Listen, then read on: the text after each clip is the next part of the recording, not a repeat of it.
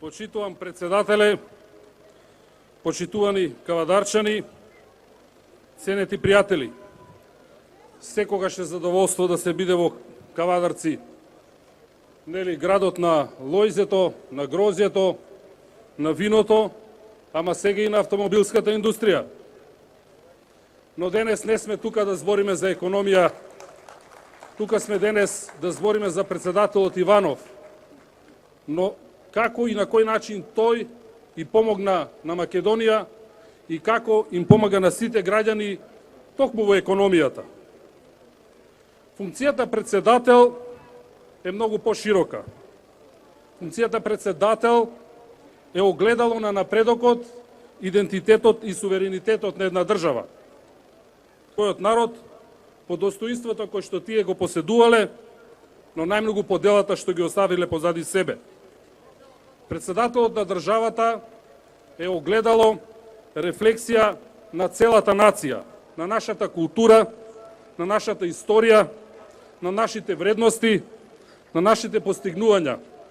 Председател како што тоа биле Никола Карев, како што беше Борис Трајковски и како што е денес Ѓорѓе Иванов. Денес тука стојам пред вас и зборам за мојот пријател Ѓорѓе Иванов, човек кој навистина го почитувам најдлабоко, пред се поради своите квалитети како човек, но и поради делата кои ги има направено за Македонија. Дозволете ми, од позиција на вице-премиер за економски прашања, да посведочам, да проговорам за дел од соработката што јас лично ја имав со председателот Иванов, но и за улогата што председателот Иванов ја има во креирањето на севкупниот економски амбиент во државата. Би сакал прво да ве потсетам за дел од остварените резултати кои што тимот на ВМРО ДПМН и коалицијата за подобра Македонија, предводен од двоецот Груевски и Иванов, ги постигна во изминатиот период. Драги пријатели, од 2006 до 2013 година, во периодот кога во светот владееше економска криза, а денес во Европа се уште владее таа криза, ние успеавме во Македонија да создадеме 120.000 нови работни места. Успеавме во такви тешки услови да овозможиме раст на економијата, на бруто домашниот производ за 60%. Пораст на нето платите во овој период е остварено 60%. Остваривме и пораст на извозот од 67%. Се зголемија бруто инвестициите како дел од бруто домашниот производ за 90%. Се зголеми и бројот на туристи, на странските туристи за речиси 100%. Успеавме да донесеме во Македонија странски инвестиции од речиси 2 милиарди евра. Тоа се глобалните податоци. Но успеавме да направиме и низа на стратешки инфраструктурни проекти. Ги изградивме и обновивме нашите два најважни аеродроми во Скопје и во Охрид. При што аеродромот во Скопје, во групата на мали аеродроми до 2 милиони патници во Европа, е прогласен за најдобар аеродром 2 години поред. Успеавме да договориме и да почнеме со реализација 3 нови автопатишта во должина од 155 километри. Автопатишта кои се градат низ најтешките предели, низ Демиркапија Смоквица, низ Клисурата, која што секогаш до сега била оставена на страна како тежок проект. Не само што ги договоривме новите автопатишта, ги реконструираме и старите. Ја рехабилитиравме и железницата. Ја обновуваме железничката инфраструктура со набавка на нови вагони, на нови локомотиви. Отпочнавме со градби на нови правци по коридорот 8 со пругата кон Бугарија. Направивме и многу други проекти кои што се од корист за граѓаните. Реконструиравме и изградивме огромен број на локални и регионални патишта. Изградивме и реконструиравме над 300 училишта. Голем број на спортски и културни објекти. Направивме сериозни капитални инвестиции во здравството. Решивме отворени прашања за многу луѓе, за земјоделци, за невработени, за стечајни работници. за студенти, за спортисти, за пензионери, за луѓе со потреби од лекарска помош, за војници, за занаечии, за самохрани мајки. Се грижевме за сите граѓани на Република Македонија, со подобрување на законски решенија, со креирање на нови, со грижа кон луѓето. Спроведовме политики кои што беа добри за целиот народ. Председателот Иванов беше со нас во речиси сите овие проекти. И тоа не само во поддршка на законите со кои се подобруваше бизнис климата или се креираа законски решенија за овие групи што ги спомна. Председателот Иванов се вклучуваше и директно во реализација на конкретни проекти кога заеднички ќе оценевме дека може да помогне. Едноставно имавме председател на кој што можевме да се потпреме.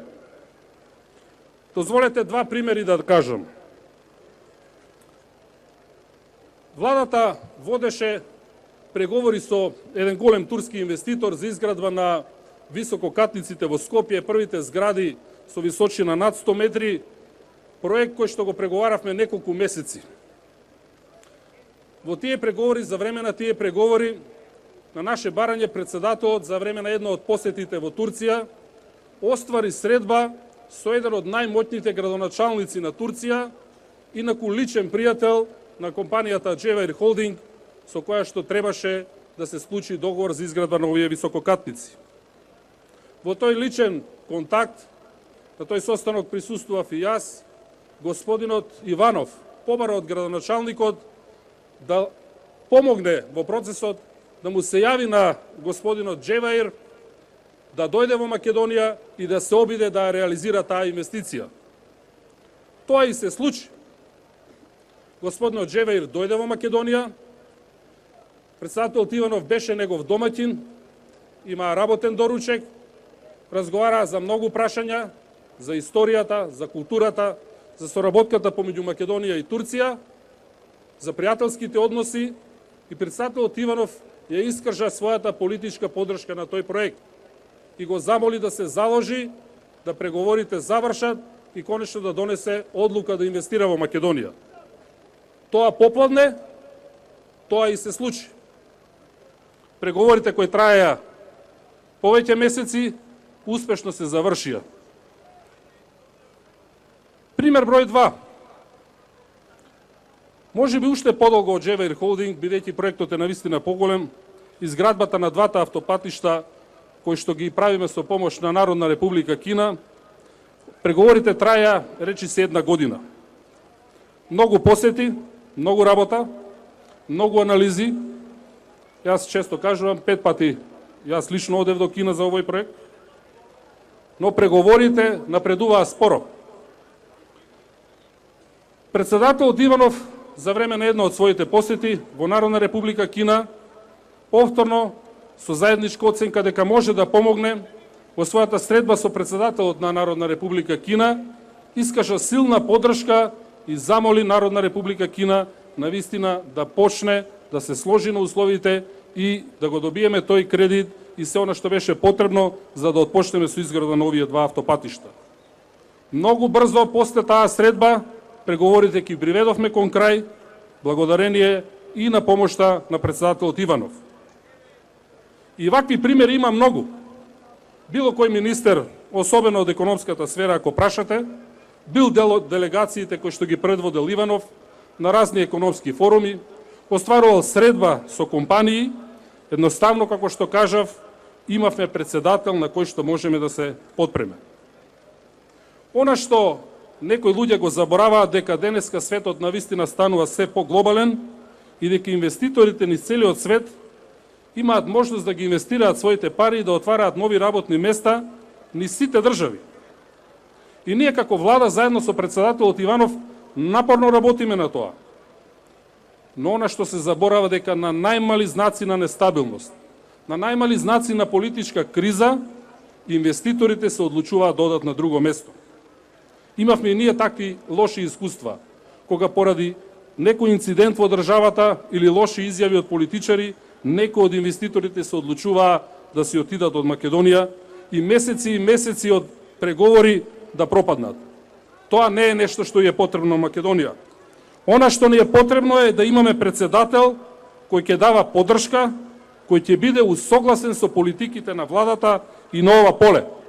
Човек кој што ќе се среќава со инвеститорите, кој што ќе упатува пораки на поддршка и соработка со владата, со цел да ја поддржиме, подобриме бизнис климата и да ги привлечеме инвеститорите. Човек како Ѓорѓи со своите активности покажа и докажа дека знае и умее како се прави ова. За жал, нашите политички опоненти од СДСМ не гледаат така на изборите и го поценуваат македонскиот гласач со ширење на погрешни информации. Нивното тврдење е дека економијата во Македонија е во опаѓање, дека економските политики на владата се погрешни и дека председателот Иванов не требало да дава поддршка на овие политики. Уште повеќе, упатуваат отворена порака дека доколку нивниот кандидат за председател победи на изборите, ќе се спротивставувал отворено на политиките на владата и ќе ја критикувал за незината работа. Со ваквите своји изјави, тие веќе и нанесуваат штета на Република Македонија, бидејќи создаваат клима на несигурност и инвеститорите се загрижени дали ова реално ќе има некакви негативни последици врз нив.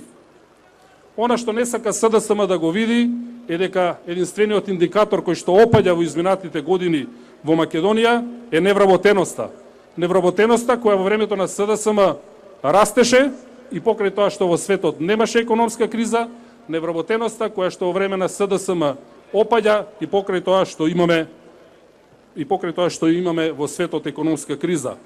Затоа мојата порака до нив, до нашите политички опоненти е: оставете ја економијата да ја водат на луѓе кои знаат како се прави тоа.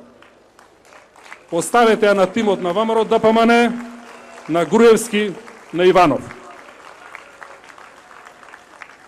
Драги пријатели, убеден сум дека во вториот мандат, поддржуван од ВМРО ДПМН и Коалицијата за подобра Македонија, Ѓорѓи Иванов ќе продолжи да работи со истите принципи и искрени намери, а со ваш благослов ќе продолжи да реализира уште многу проекти кои се видливи, реални и мерливи. Ве верувам дека и владата ќе продолжи да работи со ист интензитет, со исто темпо, динамично и тимски ќе соработуваме со сегашниот и иден председател на Република Македонија Ѓорѓи Иванов. Тоа го правиме затоа што за нас во ВМРО ДПМН, за нашиот председател Ѓорѓи Иванов, државата е пред се, Македонија е пред се. Да живее ВМРО ДПМН, да живее Македонија, да не е жив и здрав нашиот председател, да сте и вие живи и здрави. Благодарам.